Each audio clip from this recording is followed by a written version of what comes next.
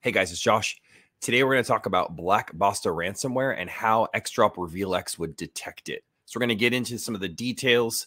I'm really excited about this. I like taking these challenges of like going kind of beyond, the hype and saying, all right, how would we detect this in the real world? Taking what's happened in a real world scenario, then looking at the detections and events within XDrop.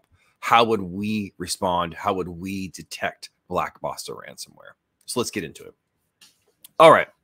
So I'm going to do a little bit of back and forth here. I want to, I have a presentation here that I want to show, and then I want to go into the tool as well. So Black Basta ransomware, latest attack, Sobeys in Canada, which is a big grocery store up there. And it was interesting to see this post here. There was a actual, looks like a deli, meatware that actually got hit by the ransomware. So it's pretty prevalent in there. And so that was a big attack that these guys had fairly recently. This is all this data screenshots I'm taking are mostly from Bleeping Computer and a really excellent write-up that Sentinel Labs did, which I'll post in the YouTube channel. So you make sure you have that as a resource if you want to go further. All right. So what is it? It's a ransomware develop and maintain their own toolkit. So they're not necessarily a RAS. They've seen a little bit, which is ransomware as a service, but they're very similar to Conti ransomware, which I did a video on about a year and a half ago. So they're developing their own tool sets, which makes them a little bit scarier. They're not just, a gun for hire. And they've been breaching quite a few people, and they've been associated with the Fin7 group as well, which the lab report goes into. All right, so let's get into the details. So initial access, right? So they use a embedded macro-based MS document and then an ISO dropper, right? And so this remote code execution gets used. And then what does that do? So the reconnaissance commands are where we're really good at. So this thing gets dropped in, they click on something in an office, they get into this Quack bot, which I'll talk about.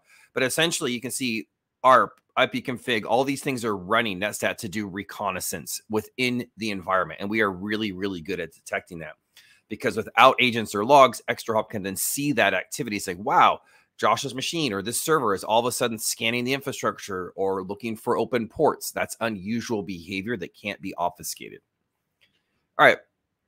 So once that Quackbot attains a persistent foothold, so you click on the macro and then boom, we got a persistent foothold. That's when we set up this listener and loader. And that's where XDrop really starts to shine, is initial access, right? Because you have to transact on the network, guys, to be able to do any kind of advanced ransomware attack. What are the things that we detect here? We're going to detect PowerShell remoting activity, network privilege escalation, and then this unusual scheduled task, right? So this particular device has an unusual task in the task scheduler. So you can see they're using a scheduled task associated with this. And we would detect that right here within XDrop. We're going to see that, and we're going to put that on a timeline with other detections that's strange that this device is doing that. Great. What's next here? All right. So still on initial access. So that's when we get to this back door. So I've got a scheduled task. I'm starting to load some stuff. And now I'm loading in a backdoor to be able to, hide some of my malicious activity, maintain, a constant connection. Maybe this happens after much after the initial access, right? We want to put some time between it so that security, they can make the security operators think that everything's okay. And so how do we detect that? There's a few different ways. We're really good at behavior-based detections. And this is where your traditional IDS and IPS market is shrinking, because the behavior is really what matters here. So we're seeing unusual and active traffic. This particular Josh's server usually doesn't do this type of traffic. It doesn't have command and control shell-based beaconing. There's a remote service launch. So what does that look like? So the remote service launch, we can see that there's a server that's using a specific tool such as PsExec, which is big in this attack, to be able to enable a remote attacker to run files. And we're going to detect that right within XDrop from the wire, and you can't run from what we're doing. You can actually transact on the network. There's nothing that can be compromised here, because you have to transact on the network. All right, what's next? So moving into that mid game, that juicy mid game beyond reconnaissance, like what is that lateral movement and up leveling my advanced reconnaissance look like? So we've been using, Black Basta operators have been using Sharphound and Bloodhound for AD enumeration. So now we're like, all right, I'm in, I got some command and control, I'm doing my thing. I want to start to see, I need to get my hands on some of the juicy users. I need to get my hands on some of the admin accounts.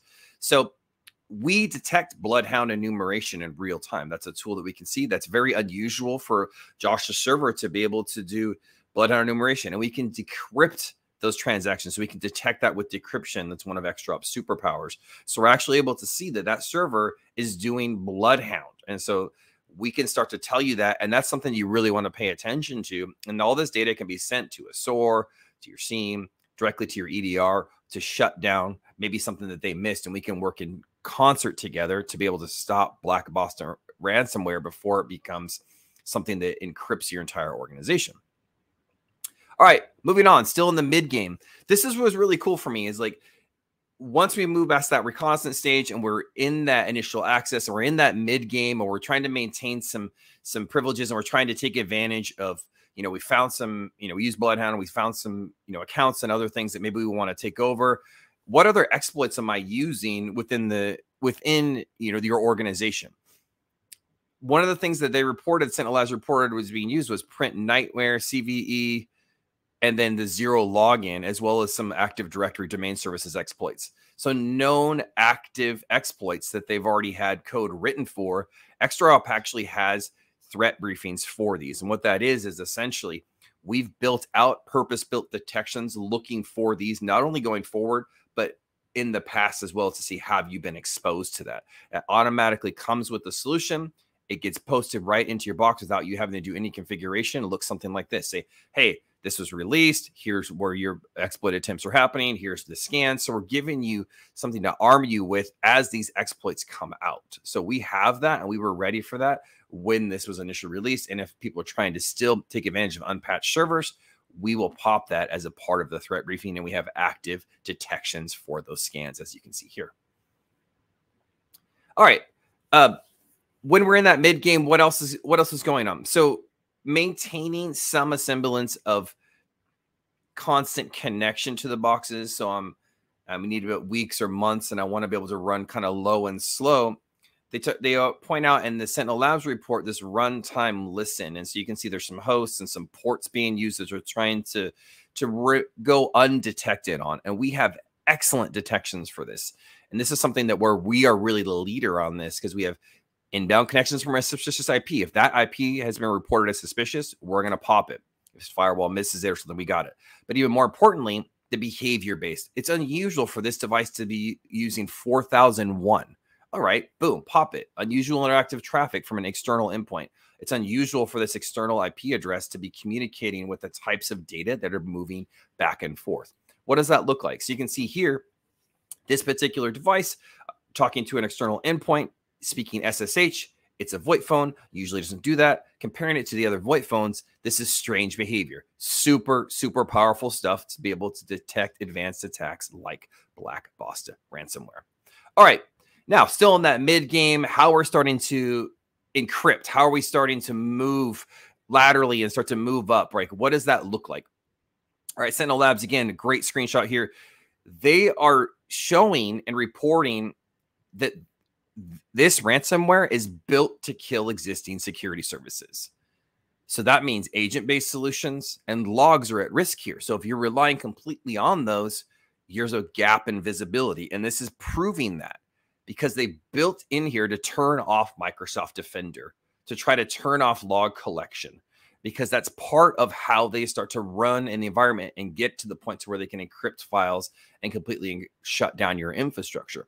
You still have to transact in the network so we can detect them and say, hey, we're seeing an executable file transfer. We're seeing network privilege escalation. So we then can communicate that to you and to your existing tool sets and inform them saying, hey, I might have missed this, but I'm still going to turn this machine off and kick it off the network before it can run this server.bat file that you see in this particular chart. So it's really, really important to have network as a data source so that you can understand what's happening if your agents and logs get turned off. So this is what network privilege escalation looks like. We've seen administrative protocols maybe after an EDR has been turned off, and we can see that that's unusual for Josh's server to do that. Why is it doing that? We might want to shut that off before it lays in my environment for months and starts to encrypt my files. All right. And then last but definitely not least is that impairing defenses. All advanced ransomware today is built to impair defenses, guys. So you can see here, they're built right into this this ransomware is the ability to disable spyware, Microsoft Defenders, like purpose-built, shipped out the door with this ransomware. They also, which I thought was really interesting, reported on a custom defense impairment tool so that they can build out the ability to say, hey, we want to start to evade CrowdStrike or start to evade SentinelOne or whatever it is. They can start to build obfuscation tools. So it's this constant race back and forth. What stays true in all of this? The network. We can help inform our partners in EDR and SIM to say, hey, network telemetry data, and ship it out to these guys in real time when we see Bloodhound, Command and Control, and start to take care of this stuff as a third voice in the room to say, hey, guys, this is what I'm seeing. So very, very powerful way to help overcome this race of impairing defenses, which you can't impair the network. You still have to transact on it. Thanks, guys. I hope this was helpful.